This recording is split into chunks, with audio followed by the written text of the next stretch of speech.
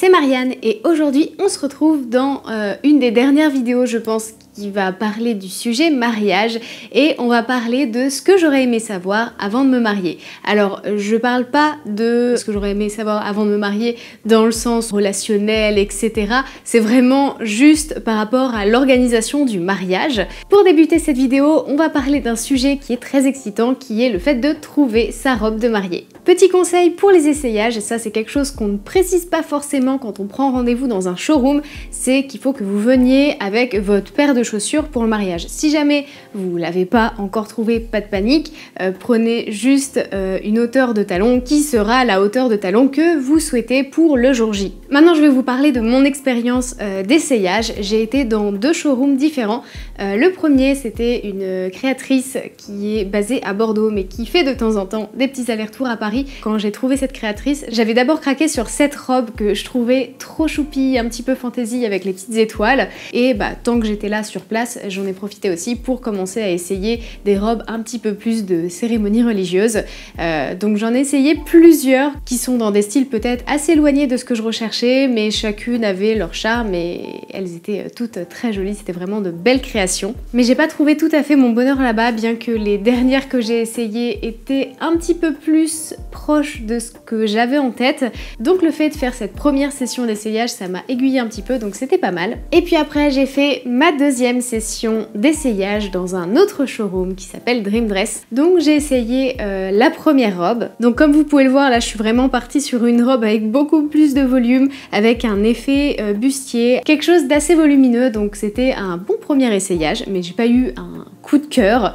La deuxième robe que j'avais sélectionnée, et si vous avez vu les photos et vidéos du mariage, vous savez que c'est celle-là qui a été choisie au final, mais donc dans la session d'essayage, c'était la deuxième que j'ai essayée. Je trouvais vraiment que l'effet tatouage dentelle sur le haut du corps avec les manches, c'était vraiment magnifique, et aussi sur le dos, je trouve que c'est vraiment trop joli, les boutons comme ça, qui sont assez typiques en fait d'une robe de mariée, j'ai l'impression, mais moi je trouve que c'est très élégant et très joli. Je voulais pas particulièrement cacher mes tatouages, mais en tout cas je voulais pas attirer le regard des invités sur ceci et je voulais que ce soit ma robe qui soit mise en avant et pas particulièrement mes tatouages, même si j'en suis bien sûr très fière. Autre chose aussi qui a joué en la faveur des manches longues, c'est qu'à la base notre mariage était prévu en mai, donc il était censé faire un peu plus frais, finalement ça s'est retrouvé en juillet à cause des reports Covid, donc bon, c'est la vie, j'ai eu un peu chaud, c'est vrai, mais à la base du coup j'étais partie sur des manches longues parce que je me suis dit il allait faire un petit peu frais, donc ça allait pas être de trop. Ensuite, toujours une robe avec des manches longues, mais pas du tout sur le même style. Alors j'avoue que la traîne sur celle-là a été magnifique, super longue et tout. Mais c'est vrai qu'au niveau du style, on est sur quelque chose qui fait un petit peu plus vieux, j'avoue, et qui du coup me correspondait peut-être un petit peu moins. Ensuite, même si a priori je partais sur une robe avec plutôt des manches longues, je voulais quand même essayer un petit peu d'autres styles pour voir ce qui m'allait et j'ai donc essayé cette robe bustier. J'avoue que les robes bustier pour un mariage ça me faisait un peu peur parce que je me suis dit à tout moment je me retrouve à poil. Mais en fait non, pas du tout. La partie haute en tout cas de cette robe là était vraiment très rigide sans que ce soit non plus inconfortable. Et donc pour dire qu'il y avait vraiment aucun risque que ça tombe, donc au moins à ce niveau là c'était assez sécurisant. Je trouvais que la jupe était aussi très jolie, très simple. Ensuite je suis partie sur ce modèle de robe, là pareil j'étais un petit peu moins fan. Je trouvais que ça mettait pas trop ma poitrine à son avantage et que ça me faisait une grosse poitrine un peu aplatie et je trouvais que c'était pas super joli. Par contre la partie jupon était très belle et très volumineuse et ça j'aimais beaucoup. Et enfin on arrive sur la dernière robe que j'ai essayée pendant cette session. J'ai vraiment beaucoup hésité entre celle-ci et celle d'avant dont je vous ai parlé, donc la deuxième de ma session d'essayage. Elle était peut-être un petit peu moins volumineuse que celle que j'ai fini par choisir au final. Il y avait un côté un petit peu féerique à cette robe qui était vraiment très sympa. Mais voilà, elle était sans manches, donc c'est pour ça que j'ai fini par choisir l'autre et aussi pour le côté dos boutonné qu'on n'avait pas sur celle-ci. Mais franchement le choix entre les deux a été difficile. Maintenant je vais vous énoncer plusieurs points de ce que j'étais contente de savoir le jour J. La première chose c'était l'idée de mettre un programme et toutes les informations concernant la journée, donc le déroulé, les coordonnées des prestataires, les coordonnées des invités, regroupées au même endroit à l'abri du regard des invités pour que toutes les personnes qui nous ont aidés aider à l'organisation de la journée puissent avoir un endroit où ils pouvaient se référer si jamais ils avaient une question ou qu'ils avaient besoin de contacter quelqu'un. Ensuite, j'étais aussi contente de savoir que les assiettes qui ont été utilisées pour le plat principal lors du dîner ont pu également être utilisées en tant que assiettes de décoration. Donc c'est cool parce que ça nous a fait économiser des petits euros. Un autre point que je suis vraiment très reconnaissante d'avoir vu, c'est de savoir comment tenir son bouquet pour que ça rentre bien sur les photos et les vidéos si vous avez prévu aussi une vidéo. Pour vous expliquer, en gros, c'est vrai qu'on a tendance à tenir un petit peu son bouquet comme ça parce que c'est assez naturel, on a envie d'avoir le côté joli vers nous. Mais pour les photos, il faut essayer du coup d'y penser, notamment sur l'allée pour la cérémonie ou pour les autres photos que vous allez faire avec votre bouquet. Le mieux, c'est pas de le tenir comme ça, mais de le pivoter pour le mettre de face vers l'objectif et vers les personnes en fait, et de le tenir à peu près au niveau du nombril. Un autre conseil que je trouve aussi très bon, c'est de bien penser la veille même du mariage, c'est encore mieux, à enlever tout ce qui traîne sur vous. Par exemple, je pense aux élastiques autour de votre poignet. Si vous avez l'habitude de porter des soutiens-gorge à armature, c'est mieux d'avoir quelque chose d'un petit peu plus lâche pour pas que ça marque votre peau et que du coup, au moment des photos où vous allez enfiler votre robe, que ça fasse pas des traces sur la peau, que ça fasse pas des marques et tout, et de pas se rendre compte qu'à la fin de la journée, vous avez passé toute une journée avec un chouchou autour de votre poignet. Ce serait dommage. J'étais aussi contente d'avoir mis de côté sur mon téléphone une petite vidéo qui expliquait comment enfiler un voile, parce que pareil, c'est pas du tout instinctif. Il faut d'abord le mettre comme ça, et ensuite le pivoter, et après là, vous le rentrez dans vos cheveux, et normalement, ça reste bien en place. Si vous avez une robe avec une longue traîne, ce sera bien aussi de voir en amont comment vous allez faire pour la rabattre. En général, ce qu'on prévoit, c'est une petite épingle à traîne et du coup, vous gardez votre traîne lâchée par exemple pour la cérémonie, pour le cocktail. Au début du dîner, on rabat la traîne et comme ça, après, on peut évoluer un peu plus librement dans l'espace et danser sans souci. Et pour ce faire, comme chaque robe est unique, ce que j'avais fait, c'est que j'avais demandé à la propriétaire du showroom de m'expliquer et en même temps du coup j'ai pris une petite vidéo avec mon téléphone de l'explication où elle montrait exactement où fallait pincer la robe, où fallait la remonter, comment arranger le tissu, etc. etc. Donc voilà, si vous avez la possibilité de le faire à votre showroom et demander conseil pour votre robe en particulier, et bah c'est mieux. Une de mes angoisses, ou en tout cas une des choses que j'avais pas du tout envie de vivre le jour de notre mariage, c'était au moment où je rentrais dans l'allée de voir des téléphones plutôt que des visages. Pour pallier ce problème, on a fait ce qu'on appelle une cérémonie déconnectée qui est assez populaire aux États-Unis, qui arrive petit à petit en Europe et en France. À l'entrée de l'église, on avait mis un petit panneau sur lequel il y avait écrit qu'il s'agissait d'une cérémonie déconnectée, qu'on invitait tout le monde à éteindre son téléphone et son portable et d'être présent avec nous pour la cérémonie, et qu'en plus de ça, on avait un photographe et un vidéaste qui allaient très bien faire leur travail et qui allaient faire de bien meilleures photos qu'on ne manquerait pas de partager par la suite. Ce que j'ai trouvé génial aussi, c'était de faire un first look avant la cérémonie. Le fait de se découvrir, en fait, ça nous a permis aussi de déstresser parce qu'on est tous les deux assez angoissés de manière générale, donc ça nous a vraiment rassurés de pouvoir se retrouver un petit peu avant comme ça et de pas se découvrir à l'église. Moi, la cérémonie, ça a été un de mes pics, je pense, émotionnels, donc si en plus on se découvre à ce moment-là, ça aurait été très compliqué à gérer, je pense, donc je suis très reconnaissante qu'on ait fait un first look avant. Autre chose dont j'ai déjà parlé dans mes vidéos organisation, mais je me répète parce que après l'avoir vécu, je mesure encore plus l'ampleur de à quel point c'est important, c'est de prévoir un plan B si jamais vous avez prévu un événement qui se passe en partie au moins en extérieur. Et enfin, quelque chose que j'étais très contente d'avoir prévu et d'avoir pu faire aussi, c'est de venir un petit peu avant le jour J pour préparer et potentiellement aussi commencer à se retrouver petit à petit en famille et surtout de rester après. Alors bon, déjà pour désinstaller tout ce que vous avez installé et aussi pour pas se retrouver de plein à juste vous deux, parce que je pense que la transition doit être assez brutale, donc c'est assez agréable pour nous d'être restés un peu après et d'avoir encore nos familles à nos côtés.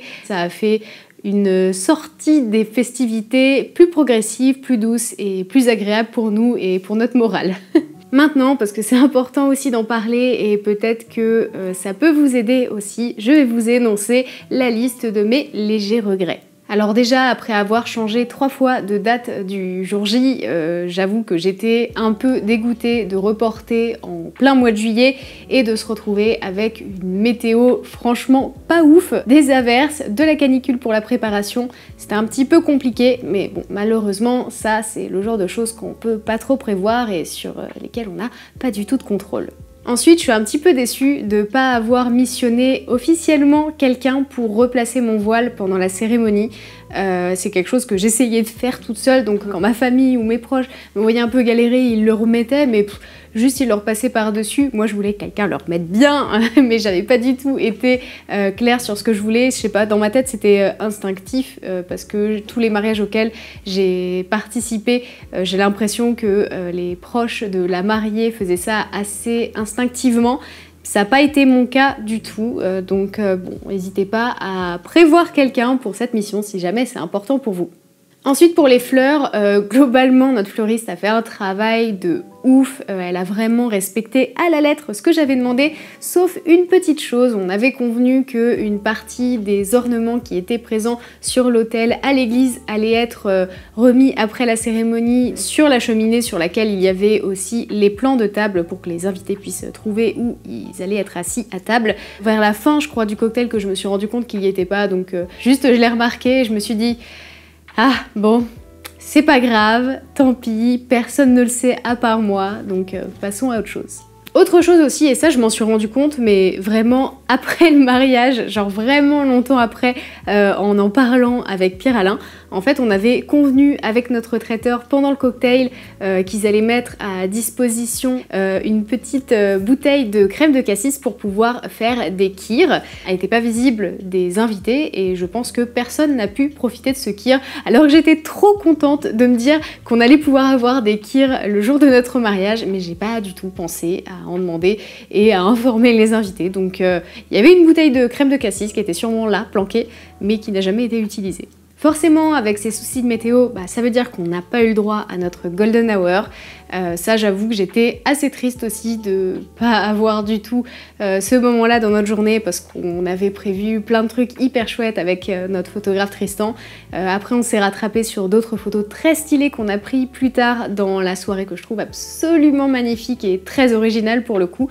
Si jamais je veux vraiment une photo magnifique en golden hour avec Pierre-Alain, vu le prix de la robe, franchement, ça me dérangerait pas du tout de la réenfiler une nouvelle fois pour refaire une petite séance shooting, donc on va sûrement se prévoir ça. Et enfin, un autre regret, c'est que j'ai pas pu danser avec mon papa du tout de la soirée. Donc on a fait notre première valse avec Pierre-Alain, puis après pour la seconde valse, on a invité tout le monde à nous rejoindre. Donc nos parents ont dansé ensemble, chacun de leur côté. Comme il y avait que 2 valses en tout, après il y avait plus de possibilité de valser avec mon papa. Puis la soirée a avancé, donc il y avait des musiques un peu plus électro, etc. Ce qui fait que du coup j'ai pas eu l'occasion de danser avec mon papa du tout et je m'en suis rendu compte plus tard dans la soirée. Potentiellement, si la valse c'est quelque chose qui plaît à votre entourage, n'hésitez pas à en mettre 2 pour leur faire plaisir en plus de la vôtre si vous en avez prévu une pour vous. On continue avec une note un peu plus positive. Je vais vous énoncer maintenant toutes les choses trop chou qu'on a fait le jour de notre mariage.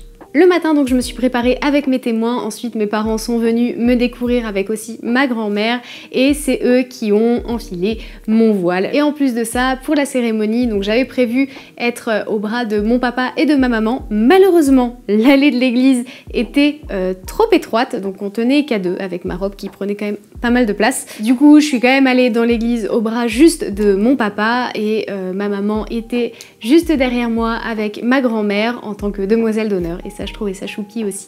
Une autre idée que, bon, finalement on n'a pas faite, mais je vous la donne quand même dans ces listes parce que je trouvais qu'elle était vraiment choupi comme idée, c'était le fait de faire un visio avec vos proches, vraiment très très proches, qui ne pouvaient pas être là. Je trouvais que l'idée était chouette de faire venir un petit peu la personne, de profiter de la technologie, pouvoir établir un contact pour les personnes qui sont trop loin ou pas disponibles pour telle ou telle raison. Un autre moment aussi que j'ai beaucoup apprécié, c'est juste après notre first look avec Pierre-Alain, on avait quelques minutes de battement où on s'est retrouvés que tous les deux. Du coup, on a fini par répéter un petit peu notre première danse. On a commencé à valser juste tous les deux et j'ai trouvé que c'était un moment trop chouette de faire une première danse privée. Voilà, c'était cool. Une autre idée qui était trop chouette aussi, c'était de faire un livre d'or à Polaroid. Donc l'idée c'était que les gens prennent une petite photo d'eux en Polaroid, la mettent dans le livre d'or et écrivent un petit mot à côté. Tout à l'heure je vous parlais des épingles à traîne, et ben sachez que les épingles à traîne, j'en avais deux. J'en avais une très grande et une un peu plus petite au cas où. C'est ma maman qui les a customisées et ça, je trouvais ça trop cool aussi. Elle fait ça avec de la pâte Fimo, des petites perles, elle avait fait vraiment un truc super joli qui allait vraiment très bien avec ma robe. Et voilà, je trouvais ça trop chou. Pour reparler un petit peu de la première danse, au-delà du fait que c'était un succès et qu'on a impressionné tout le monde, je trouvais que les moments des répétitions, c'était vraiment des super moments à partager à deux. Pour cette première danse aussi, pour avoir des jolies photos et que ce soit un joli moment, j'avais prévu des cierges magiques que tout le monde devait allumer au début de notre première danse. Et apparemment, de synchroniser tout le monde pour l'allumage des cierges magiques était un petit peu compliqué. Donc ce que je peux vous conseiller à ce niveau-là, c'est de prendre des cierges magiques qui tiennent assez longtemps. Mais en tout cas, de notre point de vue, vraiment, j'ai encore cette image de quand je suis rentrée dans la salle et qu'il y avait une rangée, une allée de cierges magiques. J'ai trouvé que c'était trop beau et les photos rendent super bien. Si jamais ça vous intéresse aussi, voici à quoi ressemblait mon planning de la journée, si jamais vous savez pas trop à peu près ce qu'il faut prévoir comme créneau. Et puis après, comme vous pouvez le voir, on n'a pas fait notre cérémonie civile le même jour, donc ça c'est à prendre en compte aussi dans votre organisation. Mais voilà, potentiellement je me dis que ce planning peut peut-être vous aider à déterminer des horaires et vous donner une idée de globalement comment s'orchestre une journée d'un mariage. Et enfin, et même si je vous en ai donné un petit peu tout au long de cette vidéo, je vais terminer celle-ci par quelques conseils. La première, donc, prévoir hyper large au niveau des créneaux de la journée, surtout pour la partie photo. Si jamais vous avez prévu de faire un first look, des photos préparatives, des photos avec les témoins, les parents le matin, avant la cérémonie en tout cas, prévoyez vraiment super large au niveau du créneau horaire. Le deuxième conseil, c'est de vous entraîner à évoluer dans l'espace avec votre costume ou votre robe. Et si vous portez une robe, de vous entraîner aussi à vous asseoir avec, à marcher, à trottiner peut-être, pour appréhender un petit peu les mouvements.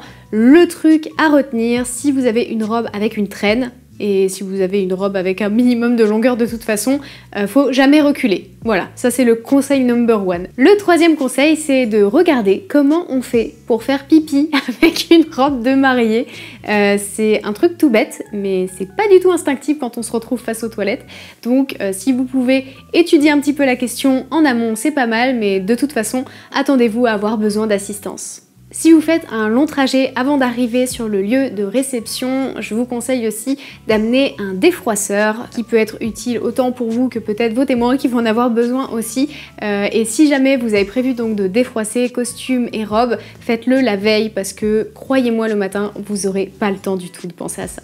Un autre conseil évidemment que je ne peux que recommander, c'est de prendre des cours de danse, même si vous n'avez pas prévu de faire particulièrement une choré, au moins un petit cours pour se rafraîchir les idées, ça peut être pas mal. Ensuite, je vous conseille aussi de confier votre téléphone à quelqu'un le matin des préparatifs. Vous ne devez plus avoir à gérer autant de choses ce jour-là. Si jamais des gens vous contactent, c'est la personne qui sera en charge d'avoir votre téléphone qui devra s'en occuper et gérer la situation pour vous.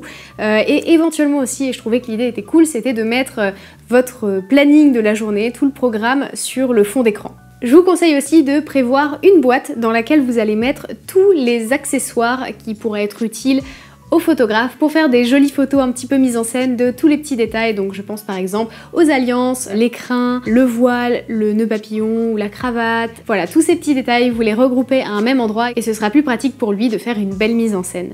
Et enfin, le dernier et ultime conseil, c'est de lâcher prise. C'est plus facile à dire qu'à faire, c'est sûr, mais essayez de vous concentrer vraiment ce jour-là sur ce que vous avez et de pas penser à ce que vous n'avez pas.